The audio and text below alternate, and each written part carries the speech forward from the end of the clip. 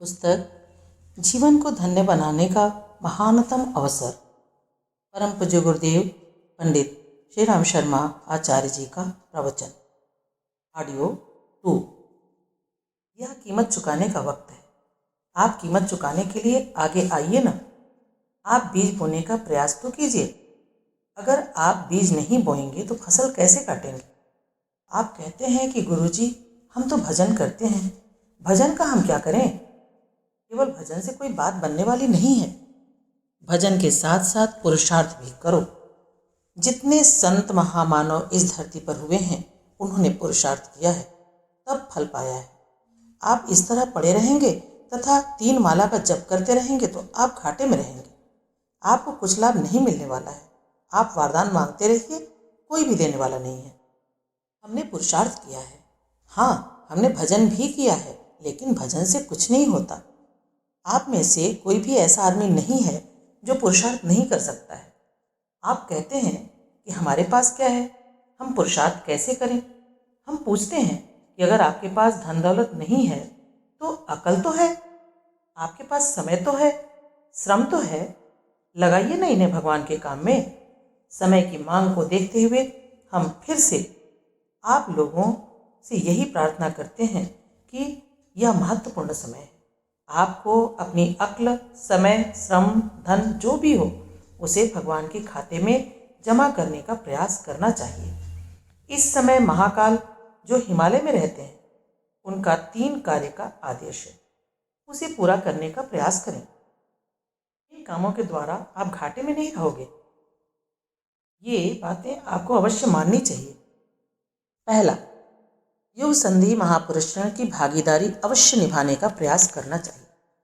नैष्ठिक उपासना 5 माला गायत्री मंत्र का जप करें, इससे आपका आत्मबल बढ़ेगा। इसमें अवश्य भाग लें। इसमें आत्मकल्याण और विश्व कल्याण का भाव जुड़ा है। दूसरा, हर गांव में, हर शहर में प्रज्ञावतार का संदेश घर घर तक पहुंचाने का आपको प्रयास करना चाहिए। इस बार हम सामूहिक कार्यक्रम करना चाहते हैं।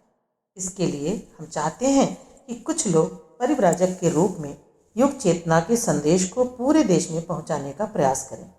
वे समयदान दें और साधु ब्राह्मण का जीवन जिए। तीसरा, अब व्यक्ति एकाकी काम न करे, बल्कि सब मिलजुल कर काम करें। हम चाहते हैं कि हर गांव में एक चारण पीठ, ग्राम तीर्थ स्थापित हो जाए और सभी लोग वहां इकट्ठे हों तथा मिलजुल कर आगे के काम की प्रगति की योजना बनाई जाए। जिस तरह एमएलए अपने क्षेत्र के विकास की योजना बनाते हैं, उसी प्रकार चरण पीठ वाले अपने अपने गांव की विकास की योजना बनाएं और उसे चरितार्थ करें। हमने शक्तिपीठ के लिए अनुरोध किया था, यह वजन हमने उठा लिया है। प्रज्ञापीठों का भी काम उत्तरदायित्व पूरा होने वाला है, परंतु हम उससे ज़्यादा महत्व चरणपीठ को देना चाहते हैं, जो हर गांव में हो। यह हमारे प्रज्ञावतार का प्रतीक हो, देवी का प्रतीक हो। इस वर्ष में हमें हर गांव में जाने की इच्छा है।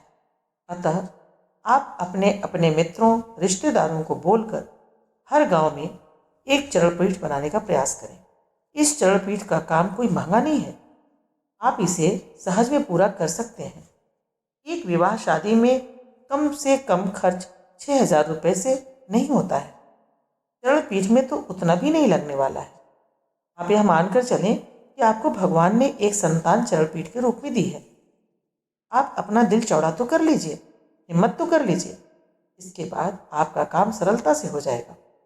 आपको मालूम नहीं है, मध्य प्रदेश के खरगोन जिले के एक भील ने प्रज्ञापीठ के लिए अपनी जमीन दे दी। उसकी व्यवस्था एक परिव्राजक खर्च के लिए एक और भी खेत दान कर दिया। आप क्या उस भील से भी गए गुजरे हैं? आप भगवान के भक्त हैं, प्रज्ञापुत्र हैं, फिर आपकी हिम्मत इतनी कम कैसे है? आप चाहें तो किसी के पास हाथ पसारने की आवश्यकता नहीं है।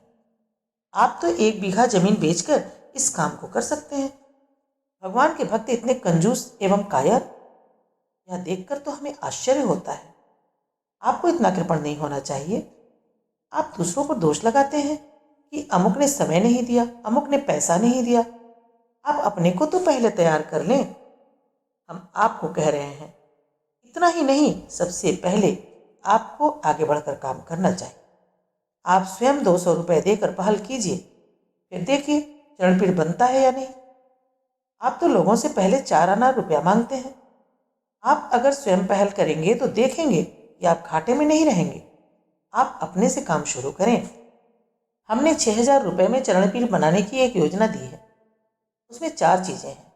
इसमें कार्यकर्ता निवास नितांत आवश्यक है। मंदिर बनाकर ताला लगा देंगे तो कैसे काम चलेगा।